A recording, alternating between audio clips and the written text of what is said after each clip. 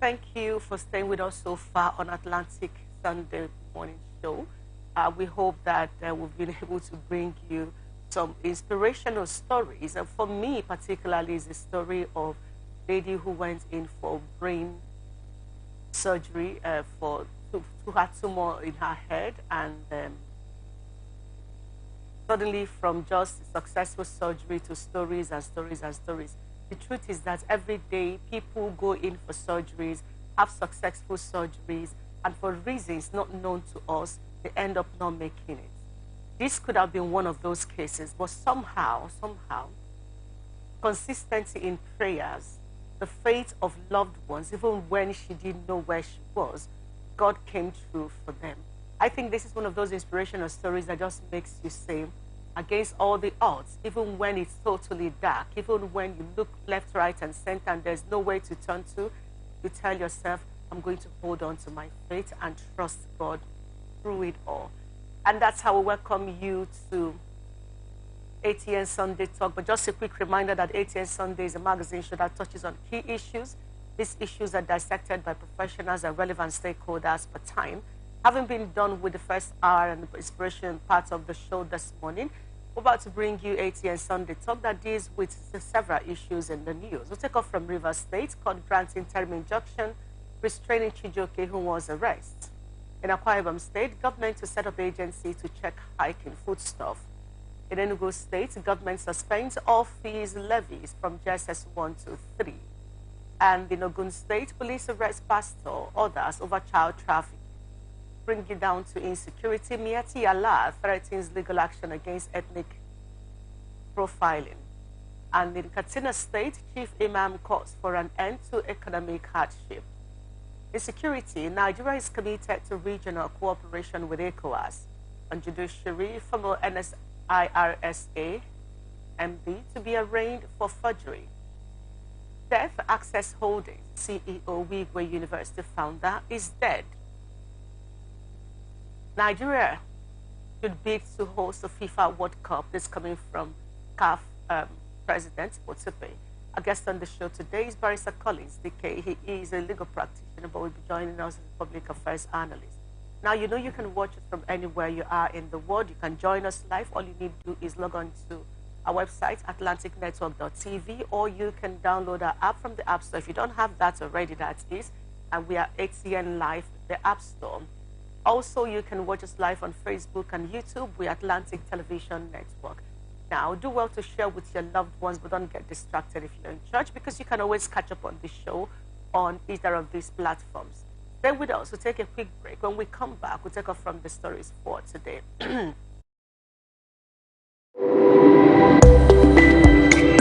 From the line across the ocean to the land beyond the mountains, through the Sahara, we bring all the sport news, live analysis, expert discussions on trending stories in politics, business, socio-economy, sports, and documentaries. So catch all the updates on the happenings around the globe. Stay focused on the fact today, only on ATN.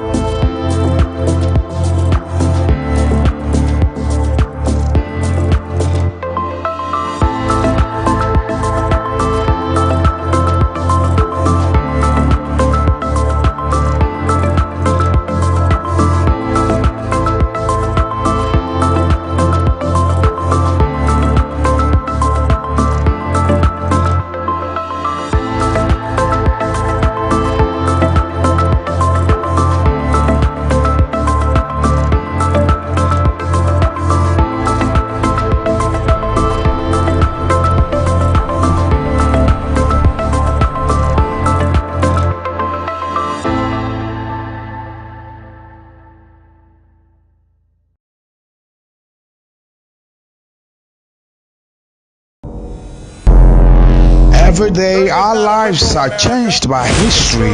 We are one people, all of us. Leaders, politics, Nobody's ambition is what they blow. I have fought very firmly. natural occurrence, war, and the world economy. I belong to everybody and I belong to nobody. ATN covers it all on ATN Politics today.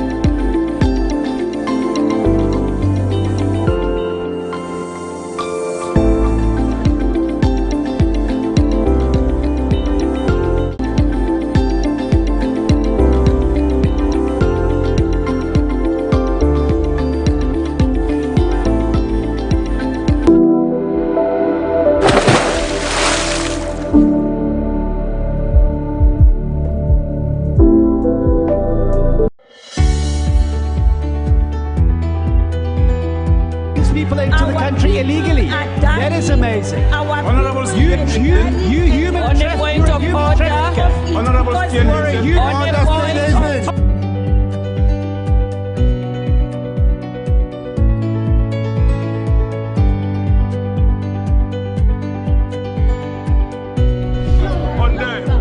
They are not picking our calls. They made up their minds. So no agreement with the EU, but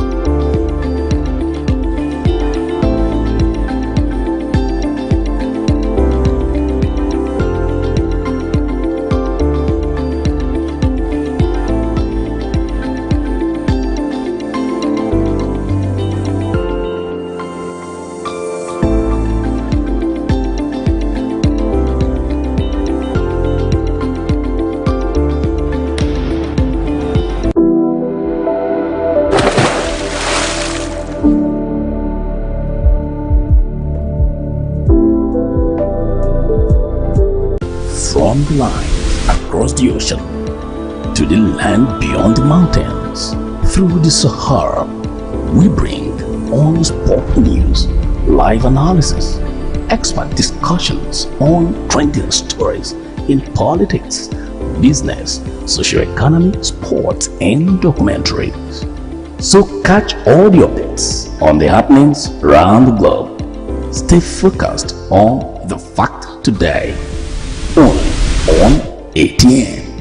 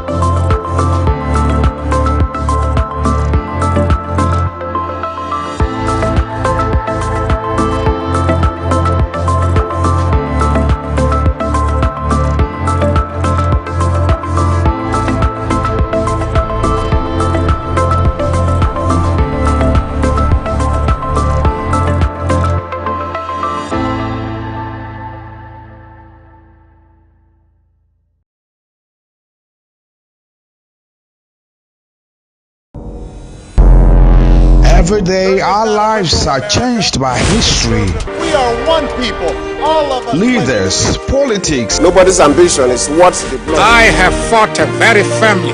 natural occurrence, war, and the world economy. I belong to everybody, and I belong to nobody. ATN covers it all on ATN Politics today.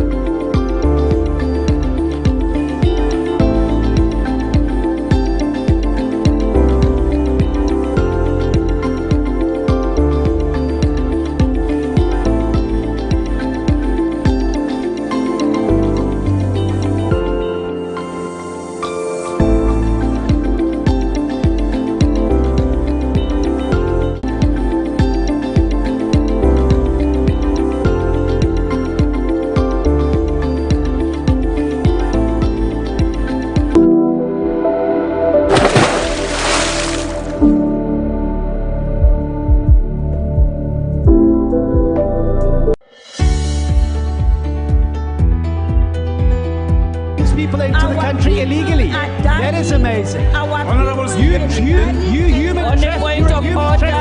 Honorable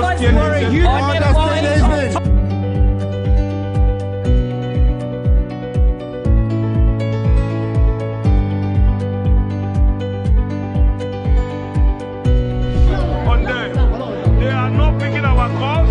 They made up their minds. So no agreement with the EU, but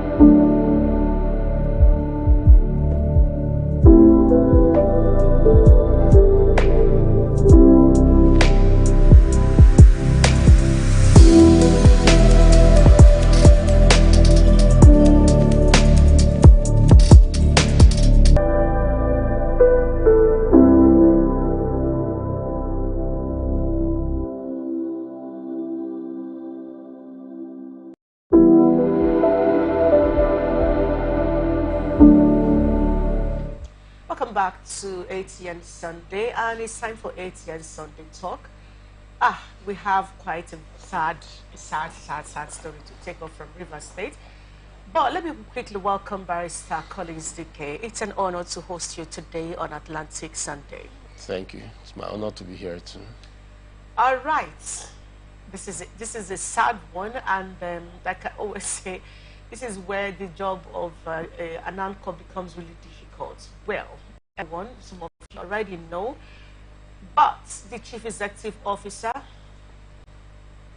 of Access Holdings PLC, Wigwe University and Herbert Onyewumbu Wigwe Foundation, Herbert Wigwe, is dead. He died Friday alongside his wife, a son, and others in a helicopter accident in California, United States. Herbert Wigwe was confirmed dead with 5 other people on the 10th of February 2024 after their Eurocopter EC-130 crashed near Nipton, California on 9th February 2024. The 5 others included his wife, his son, David, ex-Y chairman of Nigeria Exchange Group, PLC, Abimbola Ogunbanjo, and the 2 others who currently are yet to be identified officially. Well, here are basic information about Herbert Wigwe. Herbert Wigwe was born on August 15, 1966, to an Ikwere Isiokpo family in Rivers State, Nigeria. He had a degree in accountancy from University of Nigeria, Nsukka, Enugu State, and a Master of Arts in Banking and Finance from the University College of North Wales, now Bangor, and the Master of Science in Financial Economics from the University of London. Wigwe started his career as Coopers and Librand, Lagos, as a management consultant, later qualifying as a chartered accountant. Following a stint at Capital Bank, he joined the Guarantee Trust Bank, where he spent over a decade working in corporate and institutional banking, rising to become the executive director in charge of institutional banking. Herbert Wigwe also served as the chairman of Access Bank Ghana Limited, Access Investments and Securities Limited, Central Securities and Clearing Systems.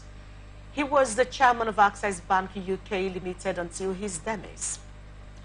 Now, in recognition of his exemplary role in the society and contributions to youth development in 2016, the Boys Brigade inaugurated Herbert Wigwe as state patron for Lagos State Council. Herbert Wigwe was also named the same year, 2016, as Banker of the Year, separately by the Sun and the Vanguard newspapers. Same 2016, Herbert Wigwe founded the Herbert Onyewumbu Wigwe Foundation, a non-profit organization, also known as HOW. In October 2022, a Nigerian National Honor of Commander of the Order of the Niger, the CON, was conferred on him by President Muhammadu Buhari. Herbert Wigwe is the founder of Wigwe University, located at Isoko River State. The university is expected to kick off in September 2024 officially. May God grant his loved ones and staff the fortitude for this time. We pray that their souls will rest in peace. Let's see, Barrister Collins, how much we can do on this. On the 19th of January, he made a post on X where he was talking about the essence of life. And he summed it up by saying, may God help us number our days.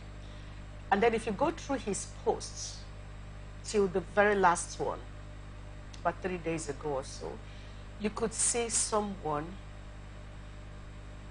building to impact, activities leading to health, activity leading to building a better society, basically impacting at every turn.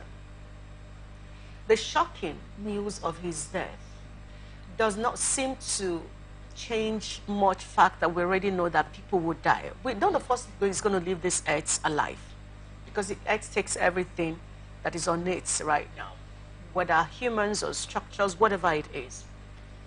But what is deeply sad is the realization again that we are hit with that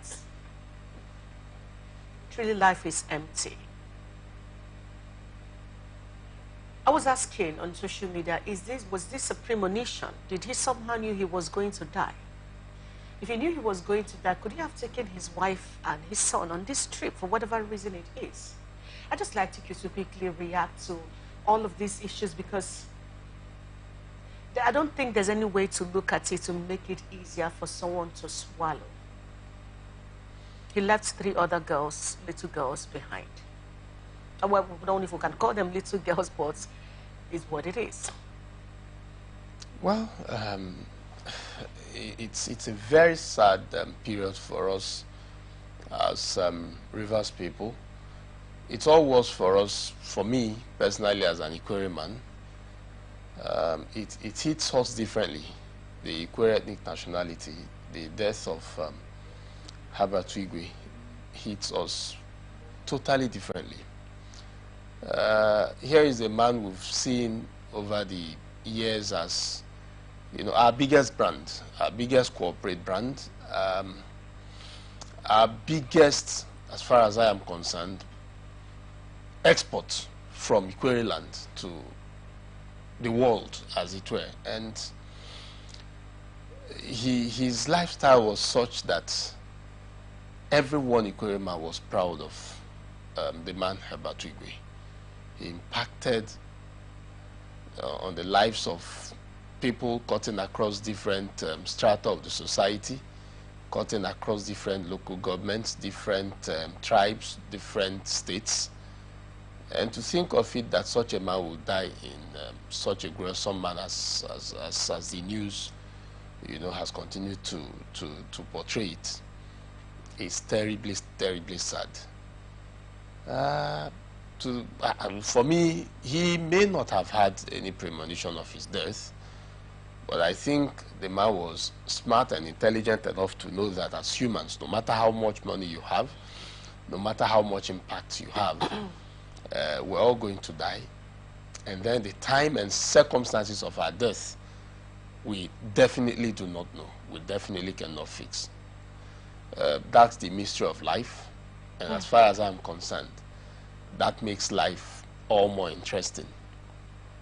And that's, as the Bible would say, it teaches us to number our days so that we may apply ourselves to wisdom.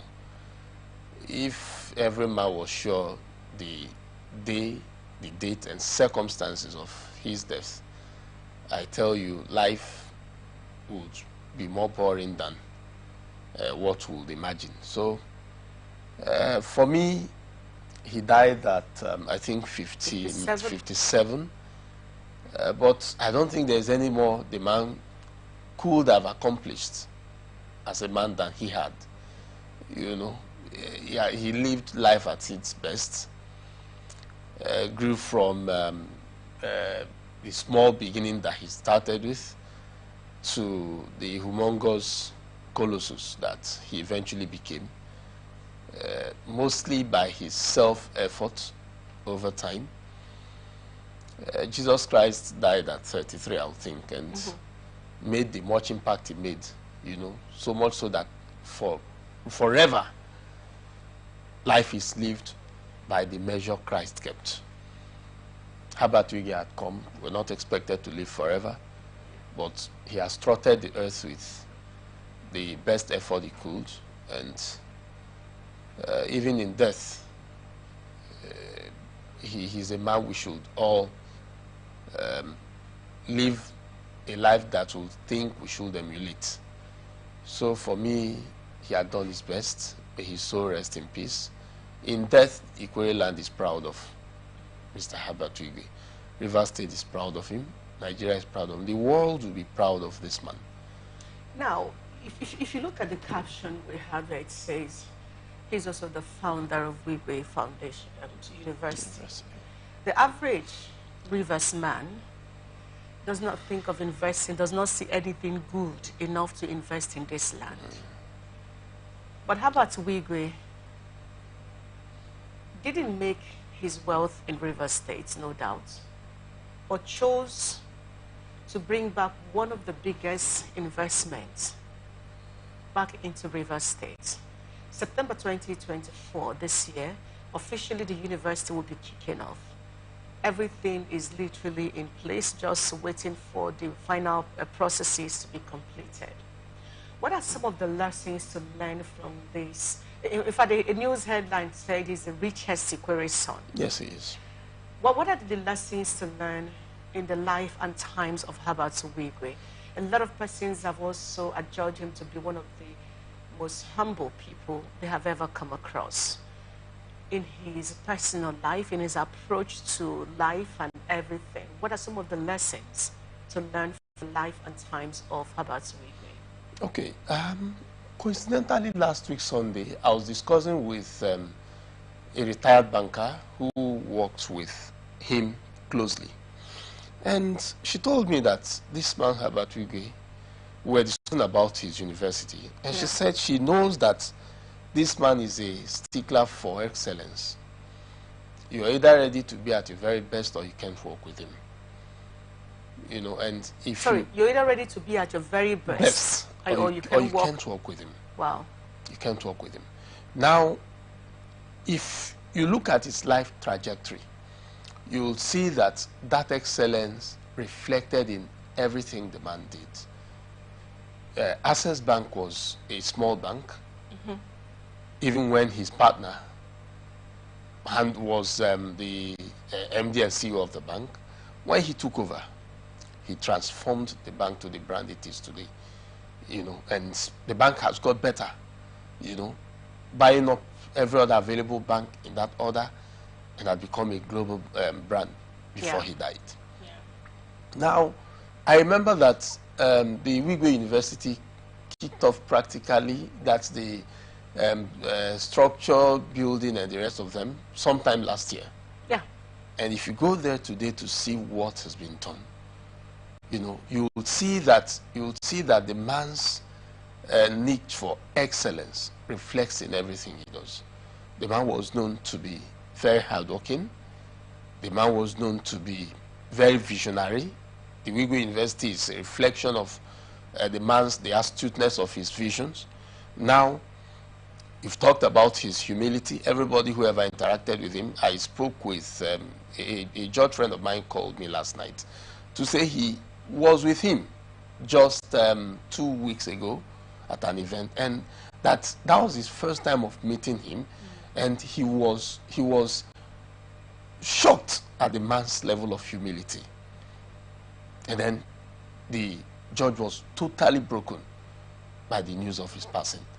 You know, so the lessons to draw from the life of this man are boldly reflected on everything the man. His excellence, hard work, vision, humility, just name them.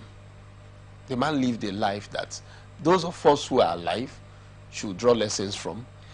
The biggest burden upon us now would be to carry on with the legacies of this man. His university is there. I worry, how will it continue to flourish in his absence? I was just going there because he lost his wife in the course of this. Now you're wondering, I don't know how old his kids are. That's okay, maybe they can step in and take over, which is going to be a very big show for them.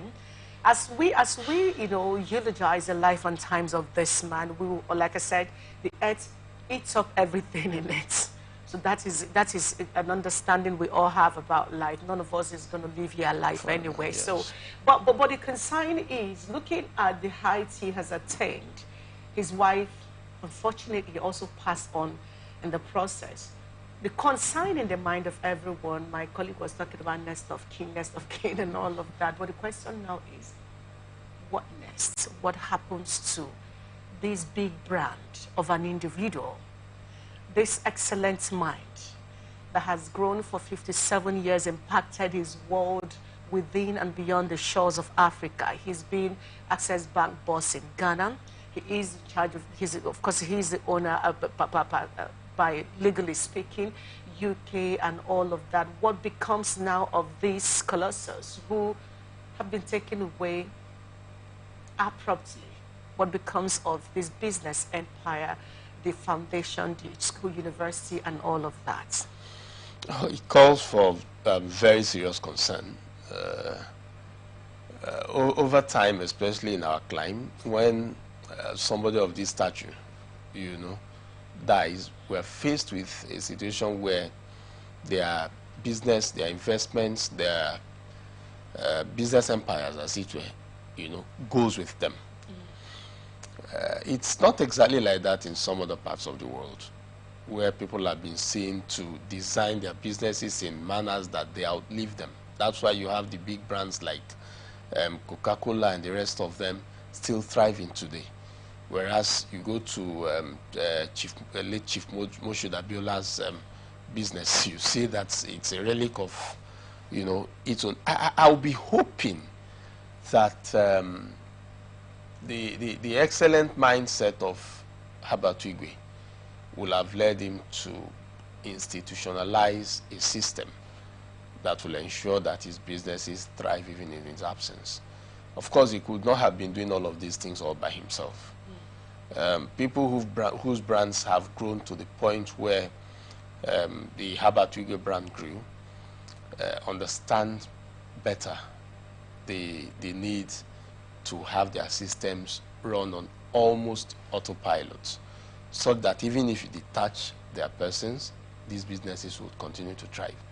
Of course, the only other side that we may bother with is the cultural invasion. You know, over time we are aware that sometimes you see families and extended and the nucleus family, you know, do a lot of squabbling, you know, when things like this happen.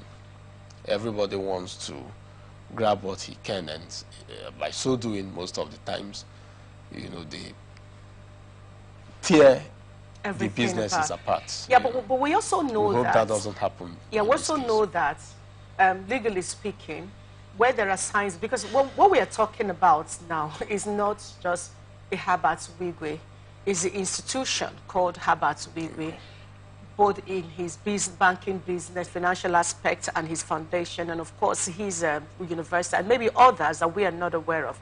Now, these are all institutions he has built that impact the life of thousands of persons, which by reason of the impact this has economically and on individual life, it cannot be allowed to fall into the hands of cultural, entitled family or relatives, if you may.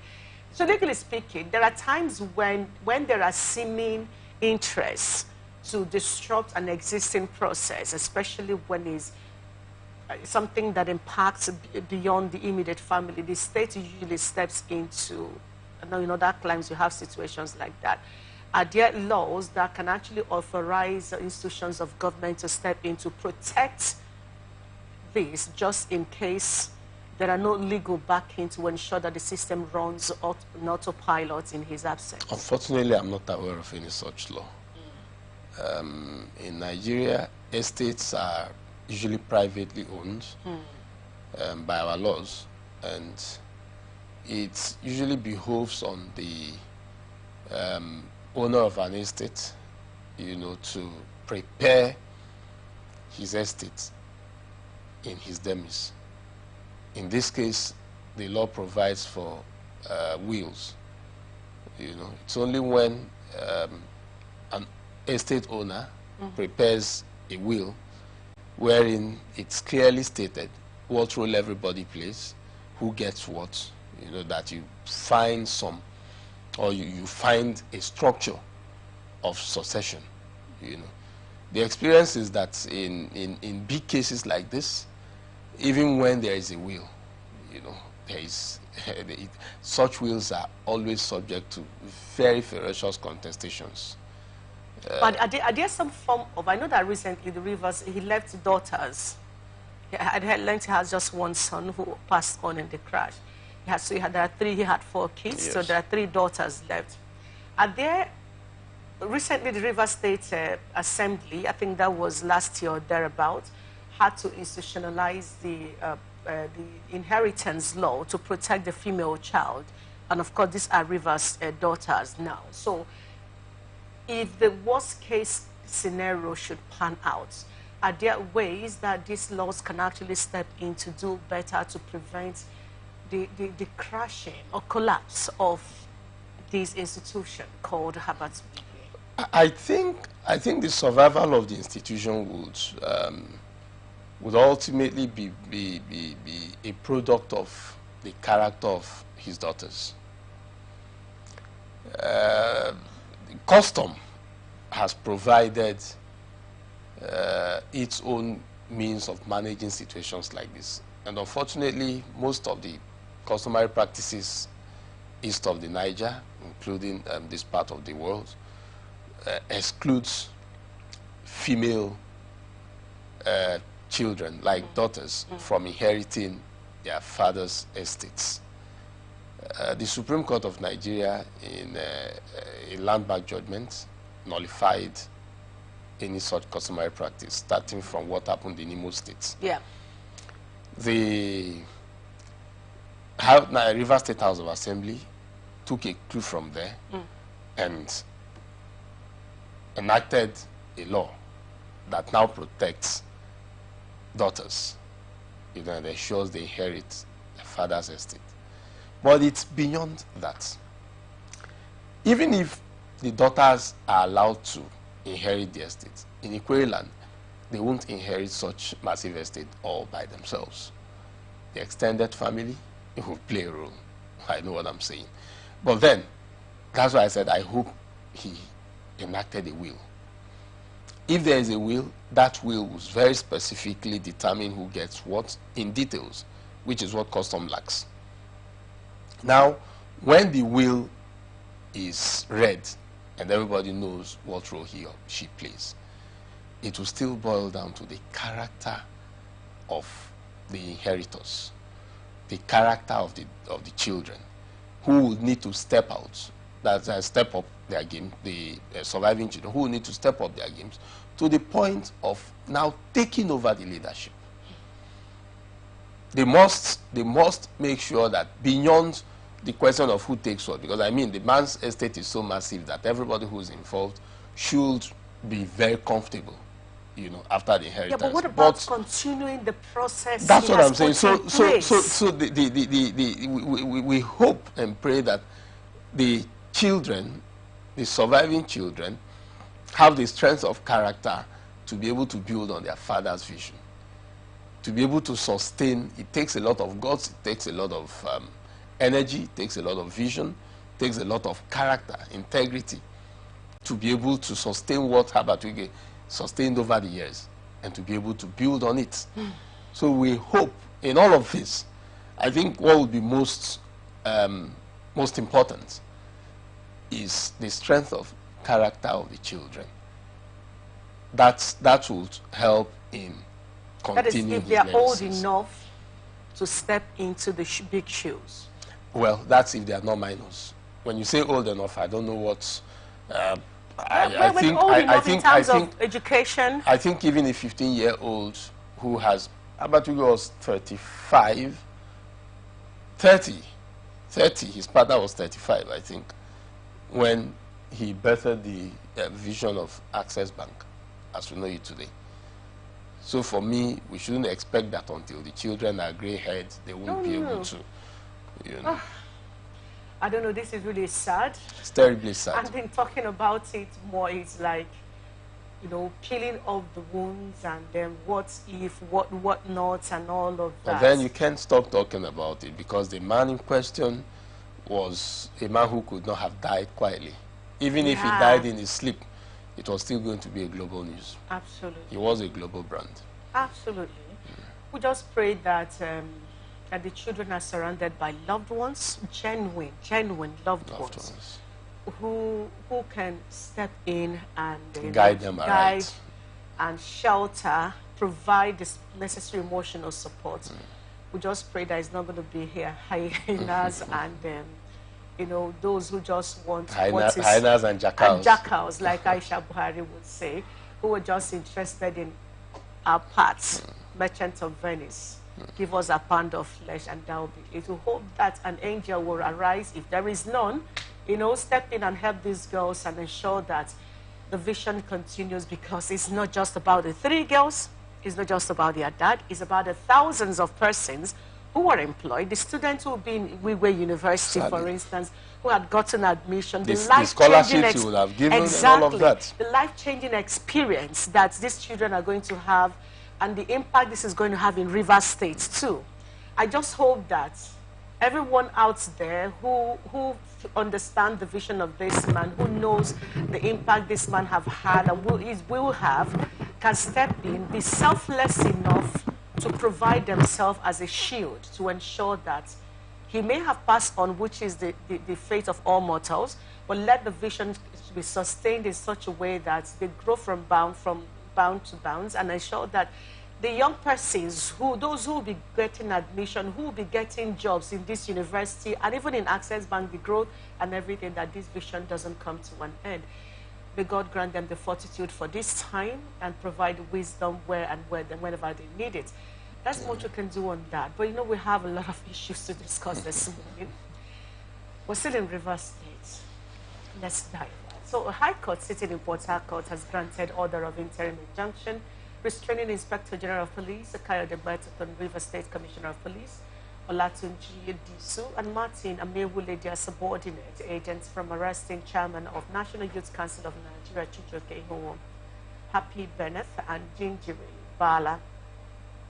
The court, presided over by Justice G.O. Olo, in an ex parte application filed by the applicant's counsel, Damian Okoro, restrained the defendant from taking further steps in arresting, whisking away, detaining, or infringing of the fundamental rights of the applicants pending determination of the originating applications. Justice Olo also granted leave to Chijioke Ihowo, Happy Benneth, and Jinjiri Bala to serve the originating processes and all other subsequent processes in the suit on the first and second defendant through the Office of the Charge of Legal, Rivers State Criminal Investigation Department, Port Harcourt.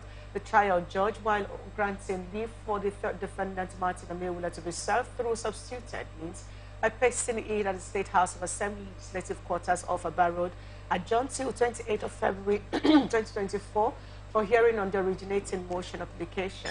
In a related development, Justice C.N. Wali of a River State High Court sitting in Port Harcourt has granted an order of interim injunction restraining Nigerian police and Martin Amewule from arresting Chibuike Peter Adokie Oyagiri and the Progress Joseph. Justice Wali, in his ruling on an ex parte application by counsel to the applicant, Damian Okoro, also restrained the subordinate agents, privies, and representatives of the defendant from taking further steps in connection with subject matter of the action on maintaining status quo. The court equally restrained the defendants and their subordinate agents, privies, and representatives from arresting, whisking away, detaining, or however infringe on the fundamental rights of the applicants pending the determination of the originating applications. The trial also granted leave to Chibuike Peter Adokie Oyagiri and Progress Joseph to the originating processes and all other subsequent processes in the suit on the first and second defendant via the Office of Officer in Charge of Legal, River State's Criminal Investigation Department. Well, Justice Wali granted leave to serve same to the third defendant, Martin Amewule, and all of that by the same means as the other. But let's talk about this in its brief right now. Though Justice Wali's case is adjourned to 25th of February. Well, let's look at this issue of arresting and not arresting. Let me take second from the Chief of Staff. While all of this was going on, the assembly had been raised down, and then subsequently he resigned as a member of the House and Speaker.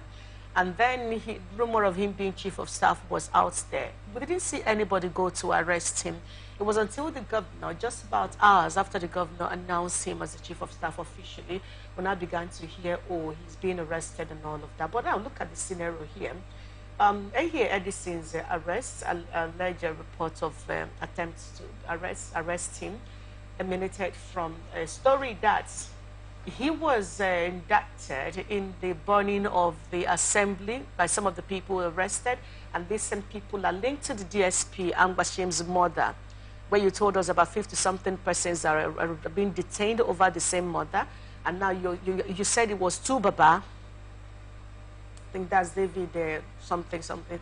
Now, how did you now end up dragging this into this? That was seen another form of arrest. I don't know what Chijioke Ihowo and these other people may have done in recent time, but they've been moving about and all of that, and nothing has been said about any that they did. In fact, when Chijioke said that they wrote the results and all of that, we expected him to be picked up, just like in Baba Goodhead's case. In fact, Baba Goodhead did say that it was former governor and all of that is responsible for SP Angbashim's mother. But if you look at all of this scenario, we thought, so what are having taken steps to fulfill the so-called eight-point peace pact to a large extent, so what are having done all within his power, legally speaking, to ensure that all is well, you would think that the other party would let go and let peace reign in Rivers State. But it seems like the more he takes steps to ensure that he begins development of Rivers State and ensure that Rivers will get dividend of democracy, there is this other side of the divide that is insistent on trying to create chaos. I'd like to have your take on this. Okay, for me, I think the issue is not about the chief of staff to the governor of Rivers State. Okay. It's not about him as a person. I think the whole thing is an orchestrated attempt by Nyesom Wike and his camp to disorganize governance in Rivers State, to make sure that the 4-year tenure of the present governor of Rivers State is wasted, you know, by reason of these built-up distractions over time. As far as I'm concerned, that's what all of this is about. Otherwise, how do you explain it that Edison was ever wanted by the police until he assumed office, or he was appointed the chief of staff to the governor of Rivers State? Now, on the issue of the murder of the late DP of Ahoda, right? SP Ambashim. Now, it worries me so much that the Nigeria police will play politics with the gruesome murder of one of its own. I've been thinking about it, and I've wondered what kind of institution does that. Even if you play politics with everything, the moment it has to do with the death of such a committed officer in such circumstance, you must drop politics and make sure that only those who are directly involved in his murder are tracked and dealt with. When the man was murdered, we all knew the police was clear on the allegation that, what's his name? The man who is on the run today. David, something Tubaba. Tubaba was the person, he and his group. They have even caught his second in command. Exactly. Now, and there are about 50-something persons who are in detention. As we are here today, we do not know what is the outcome of that arrest, the arrest of those persons who are directly linked to the Tubaba. As we talk here today, the police hasn't briefed the public sufficiently as to what has happened with the investigation of persons who were arrested. In fact, I got concerned when I saw the drama in the entire video of the interview of the persons who were arrested in public. You know, the second in command to the Tubaba. I watched where the police was doing a public show of his arrest, and I said, no institution, no responsible institution does this. Now, apart from that, there are those, the Tubaba himself, as at today, is not, as far as we are concerned, the police is not looking for him. So what's all the why drama? Is he looking for him? He made a video now telling them that he's not, they can't trace a video. Exactly. So what's all the drama about looking for everybody who is close to Governor Sim Fubara and trying to track them and link them to something we are aware they know nothing about? The challenge is this, with the world we're seeing play out legally right now, is this. Every time a Port Harcourt court gives an injunction, an order, an Abuja court gives a counter order. Look at the 2023 elections and the drama unfolded and the embarrassing situations, rulings and counter rulings, and then some of them that doesn't even properly reflect what the Constitution says, and all of that. The case of the FCT particularly is one of such. And I haven't seen the judiciary being put in public glare to be ridiculed by all comers, anyone at perchance. And then you have this particular Rivers case right now playing out again, where the Nigerian judiciary cannot find itself to come together to take a stand and make the law what the law should be. Are we at a point where we need to begin to call for revamping of what the judiciary is today in Nigeria? That call is already ongoing, and it's deafening as far as I'm concerned. There's been a lot of pressure from well-meaning quarters to say it's time for us to look at the judiciary. And let me tell you, the judiciary is like the engine room of every democracy. True. If the engine doesn't function properly, no matter how effective the other parts of the car is, you'll be wasting your time. Now, the truth is, the Nigerian judiciary, no matter how it tries to live in denial of this fact, needs a thorough rebuilding, a thorough restructuring, from the process of appointment of judges to the process of judgment delivery itself. There's a whole lot wrong with the system. I'm a part of the system, and I'm concerned, I am worried that this judiciary cannot sustain this democracy for too long. Let me give you a small scenario. Up to more than 50 persons were arrested with respect to the murder of SP Ambashi. Including the traditional rulers? Including two traditional rulers. Okay.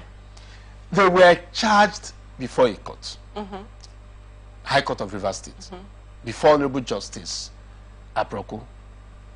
Now, the matter is ongoing there. Their trial is ongoing there. Some of them have been granted bail.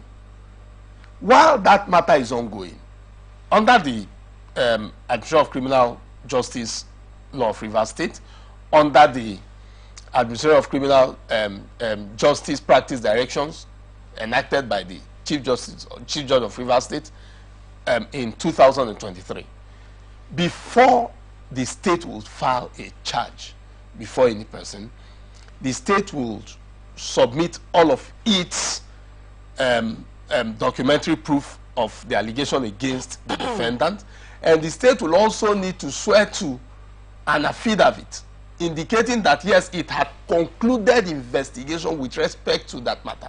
It is only when that is done that that charge will be said to have been properly brought.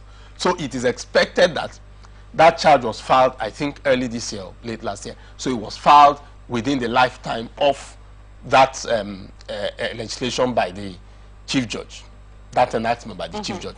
Now, having stated that it had concluded investigation, and it was certain that these names that were listed as defendants in that charge were the persons involved in the murder of SP Ambashi, and that charge is now ongoing. The trial of those persons is ongoing. At what point did the Nigeria police, mind you, not the Rivers State police now, a police outfit in faraway Abuja, sits back there, draws up a different list, Chief of Staff to the Governor, Mr. This, Mr. That, and all of that. At what point did they now realize, haven't filed this here already? I think the whole stuff is just an unfortunate drama. Unfortunate drama involving the murder of one of its own. The Nigeria police force should be ashamed of itself, as far as I'm concerned, with all of this drama.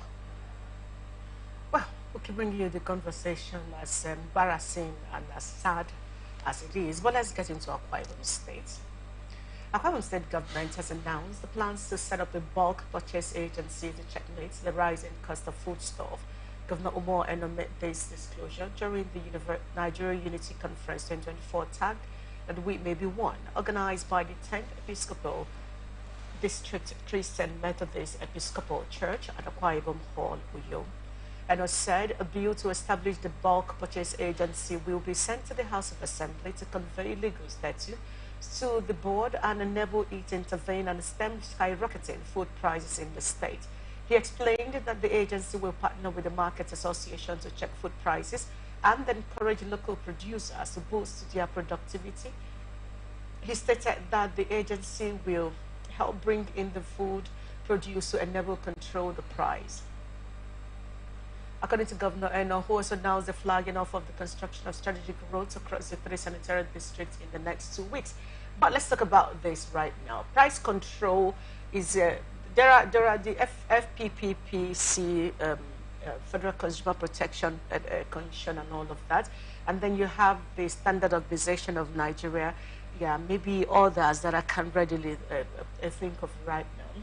You would expect, from quality control to price control, that is meant to be under both institutions, directly or indirectly, that at their state levels, The governor does not need to set up a bulk agency anymore, but all you need to do is partner with these existing agencies, give life to them, for them to provide the services, quality services for the people.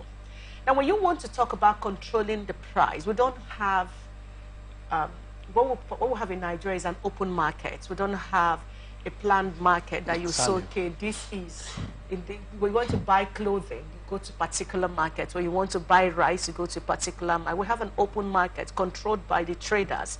All you need to do is pick up a shop or a shade, you start applying your trade, and that's been what we're running. So this conversation about bulk agency to control, manage the price of foodstuff that Governor Eno wants, how thoughtful do you think this is? Or should we just see it as one of those policies they just announced for the sake of it?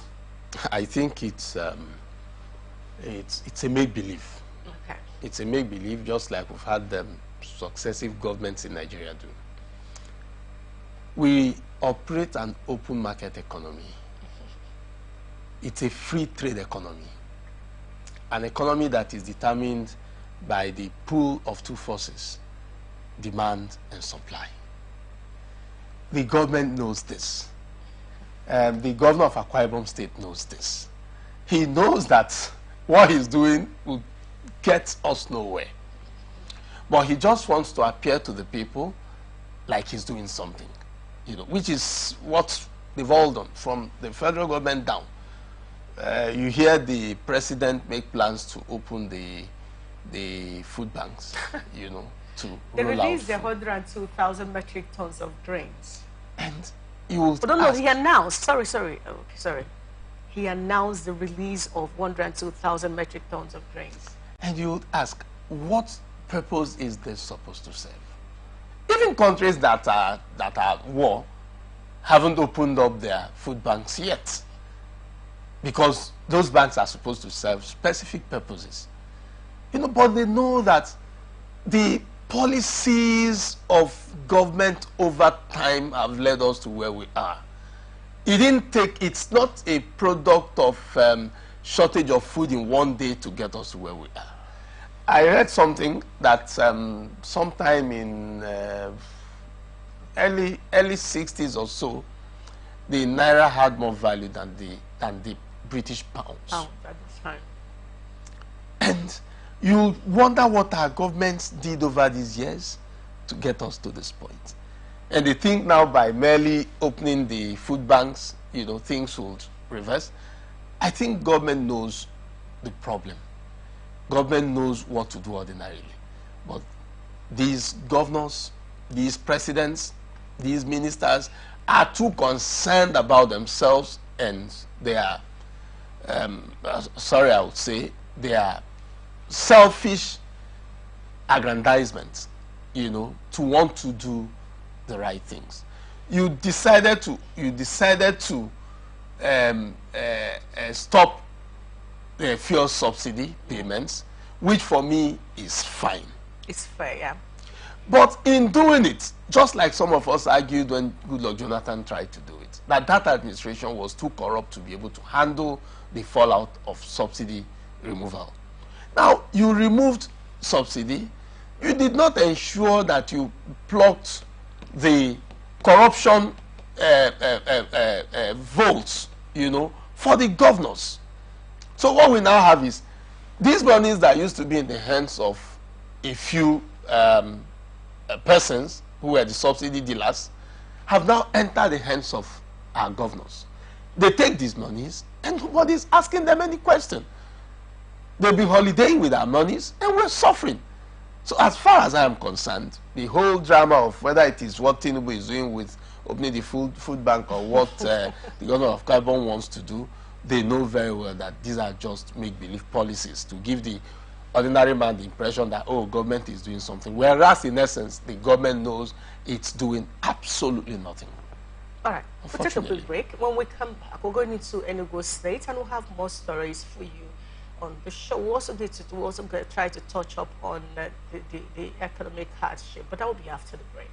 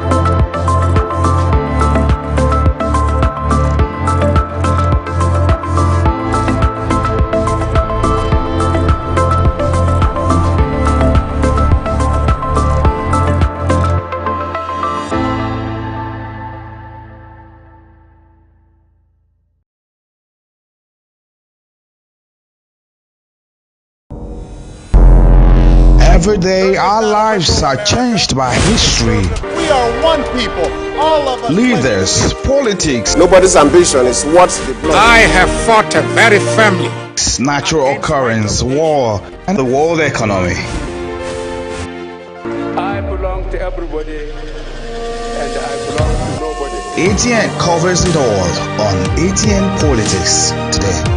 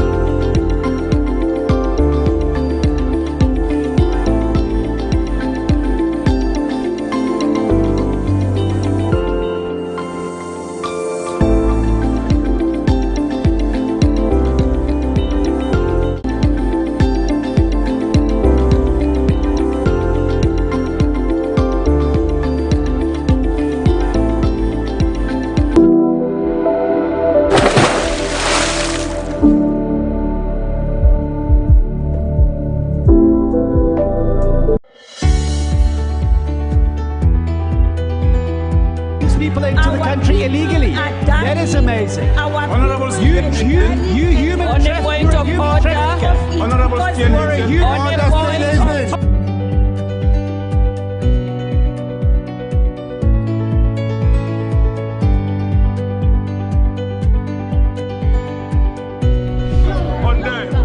They are not picking our calls. They made up their minds. So no agreement with the EU, but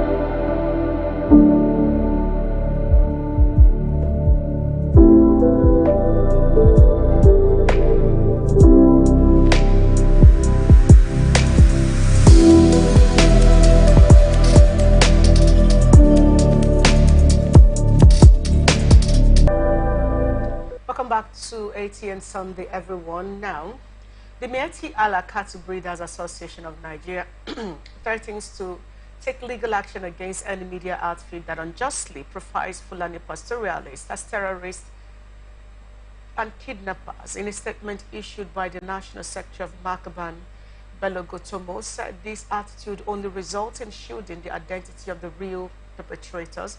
Now that investigations are clearly linking such crimes to other ethnic groups, the media ought to apologize to Fulani pastoral communities for unnecessary vilification and hunting of the innocent.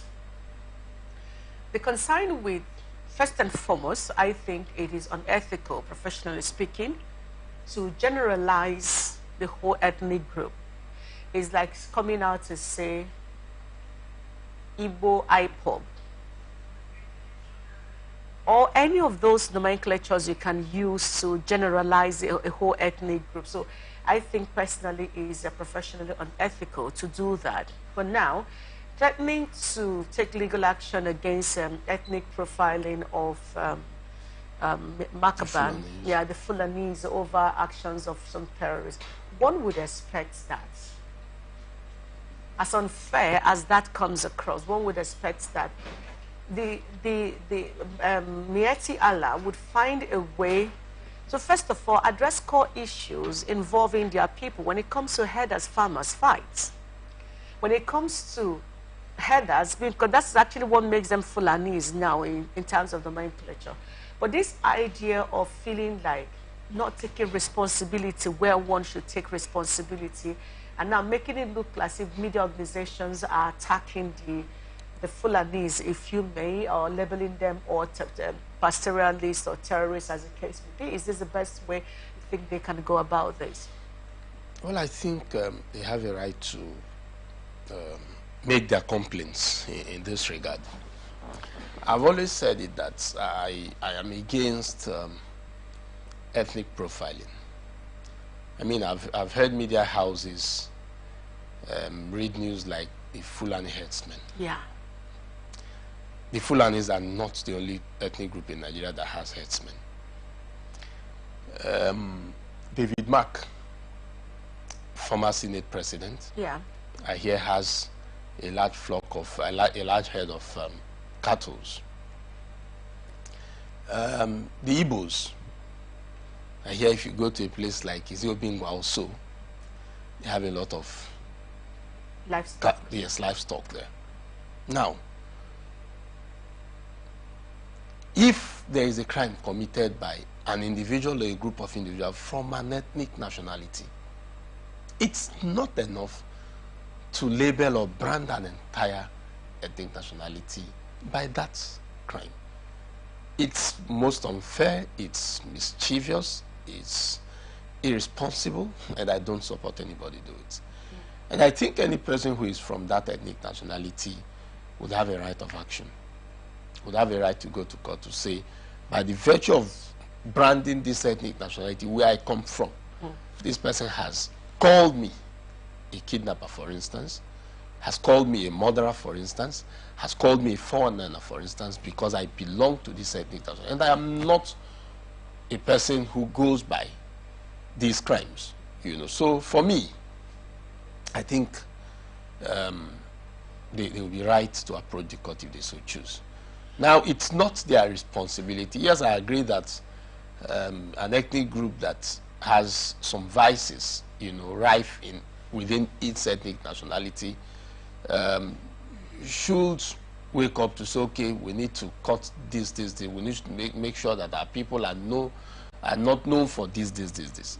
But ultimately, it is still the responsibility of the security agencies to deal with criminals and not that of one individual member of an ethnic group. All right. Let's look at something else real quick. Let's get into Katsina State. The Chief Imam of Jare Central Mosque in Katsina State, Sheikh Aminu Yamawa, says President Bola Tinubu should remember to keep his campaign promises and take immediate action over the current economic hardship. He made a call during the Jumat sermon in Katsina. He said low-income Nigerians are suffering. According to him, during his campaign, the president promised to make the country's economy better. according to him, still in spite of the promises, the Nigerian economy is worsening, leading to serious hardship. He therefore called on the president to take immediate and necessary measures to end the current economic hardship in the country. The chief imam further called for immediate measures towards ending the security challenges in the country, especially in Katsina and other northern states. He said that innocent people are being killed daily in Katsina and other states by suspected bandits. Therefore, a lasting solution has to be taken. He said the government needs to take necessary and sustainable measures over this economic challenge.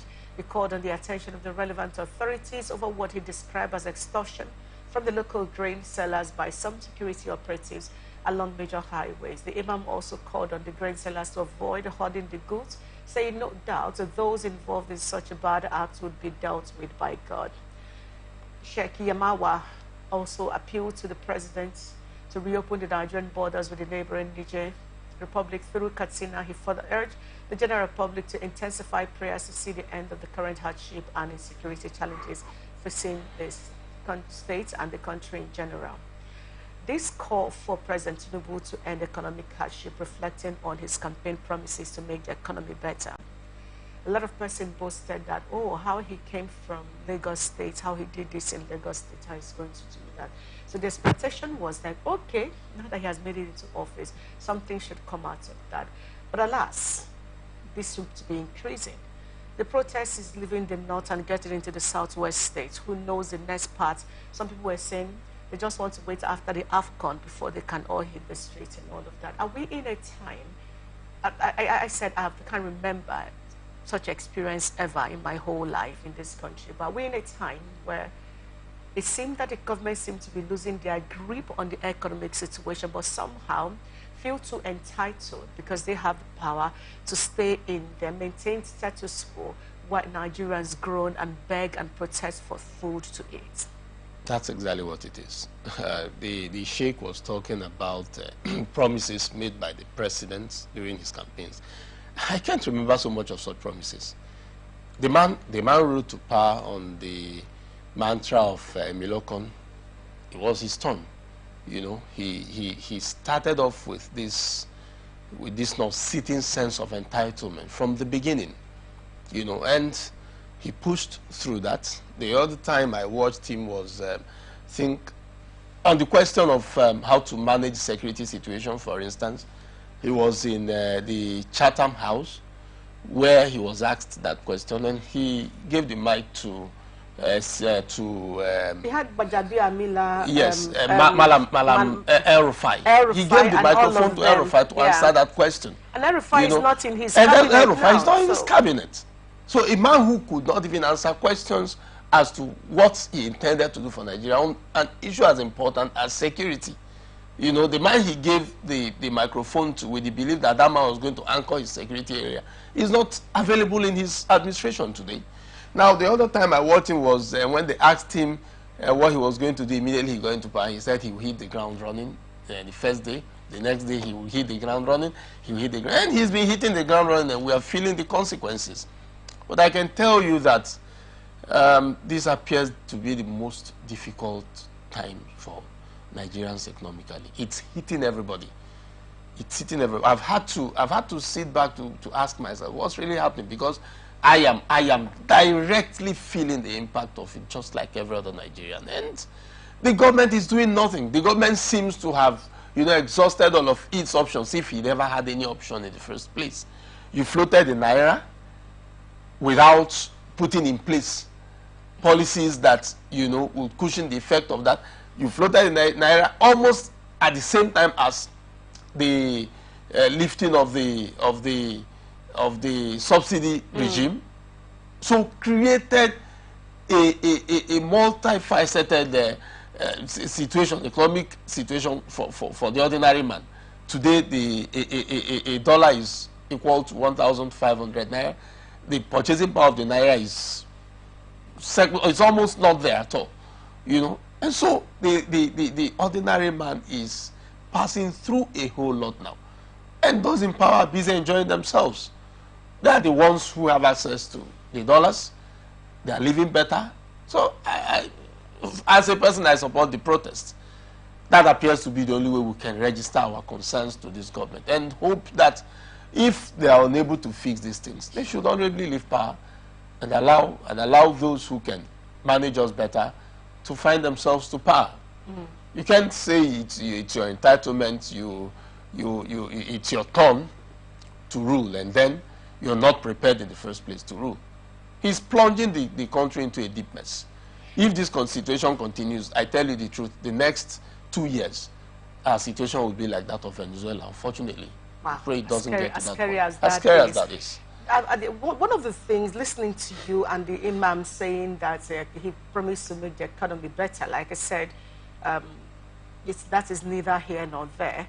Now, he's here, fuel subsidy regime gone, a price hike and all of that. There's been several causes. One particularly that caught our attention is when Atiku Abubakar said that this man wasn't prepared for governance when he came into power. And then you have people defending him, and then you ask, let's even see if you can help us make better sense of this.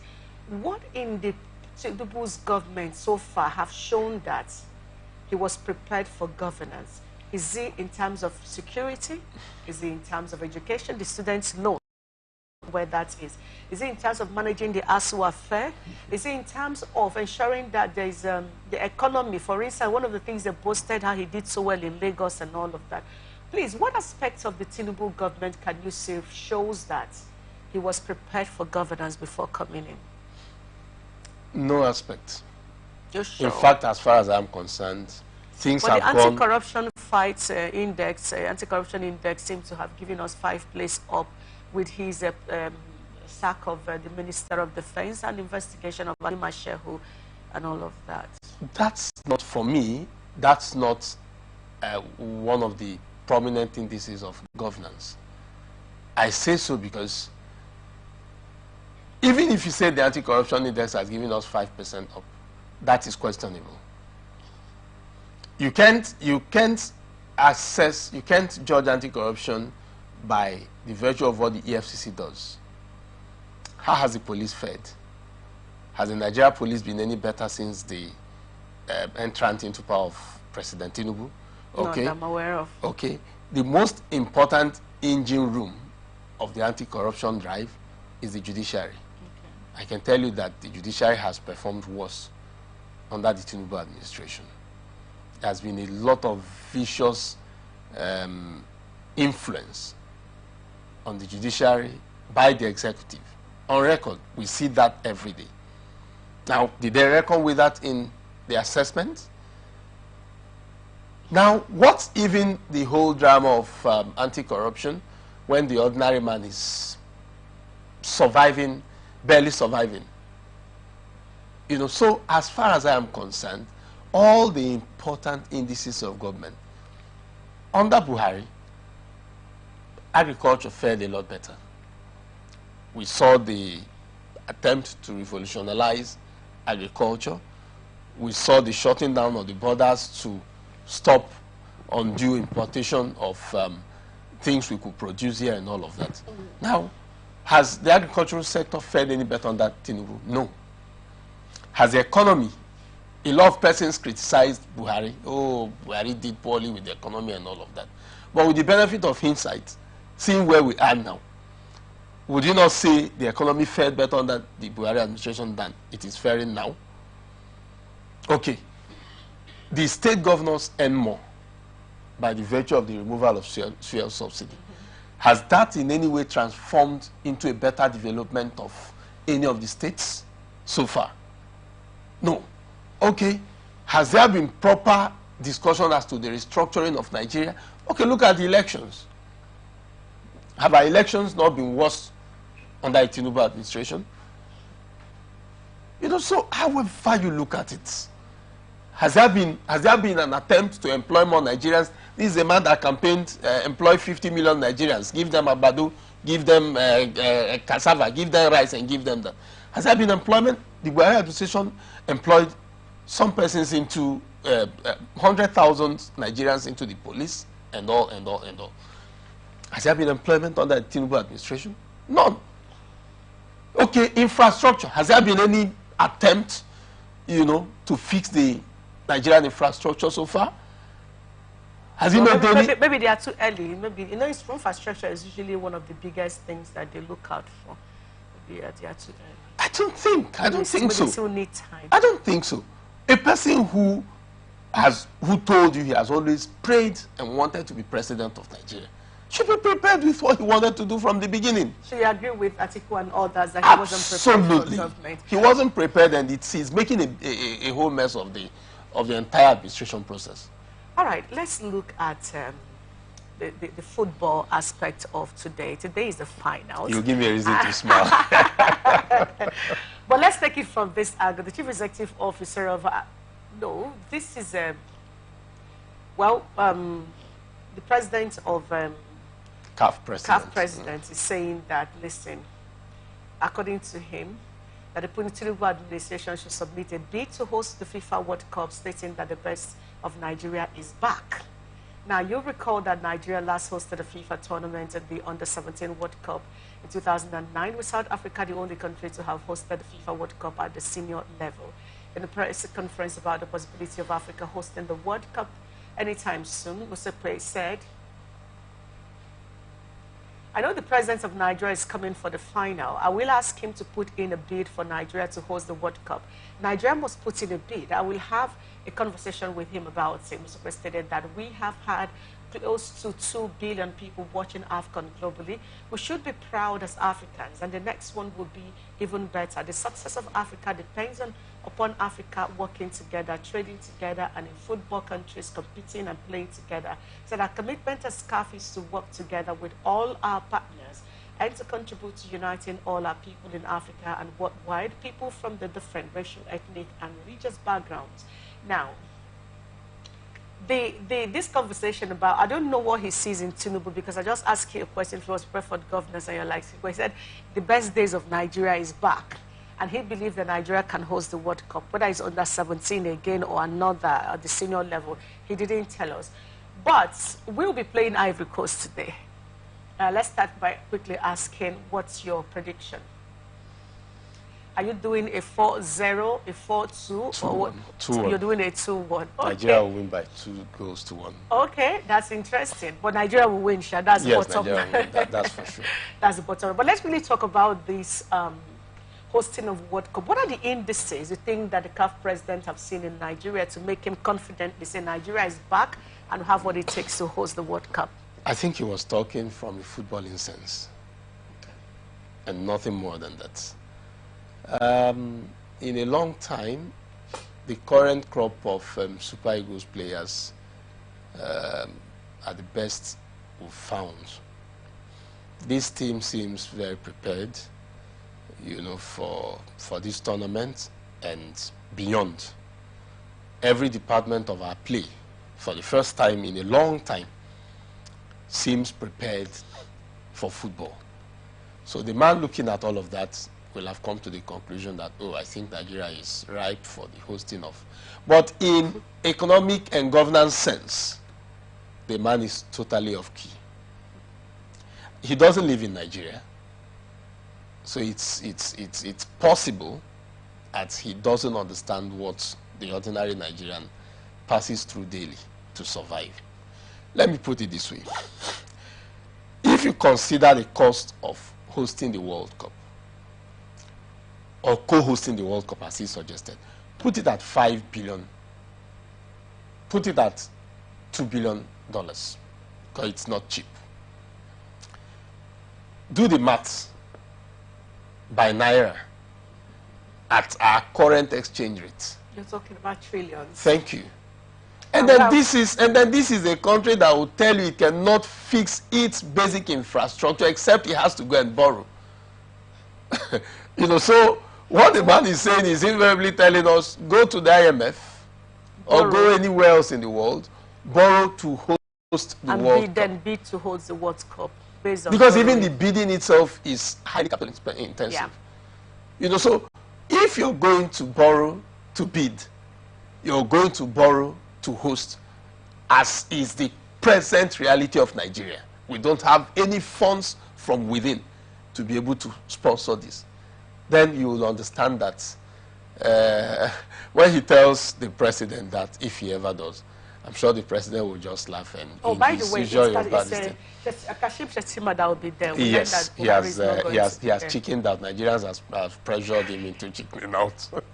Well, we keep our fingers crossed and hope that we'll bring the trophy home today. Thank you, Barrister Collins Dike. It's an honor hosting you on the show today. It's my pleasure being here too. And that's been our show, everyone. We hope you enjoy the rest of your day. Do well to join us on our social media platforms on Facebook and YouTube, Atlantic Television Network, on Instagram and TikTok, Atlantic TV Network 1, on X, Atlantic TV Net. You can always watch us live on Facebook and YouTube, Atlantic Television Network, our website, atlanticnetwork.tv, or do well to download our app from the App Store, and that is ATN Live. Enjoy the rest of your day. Thank you very much.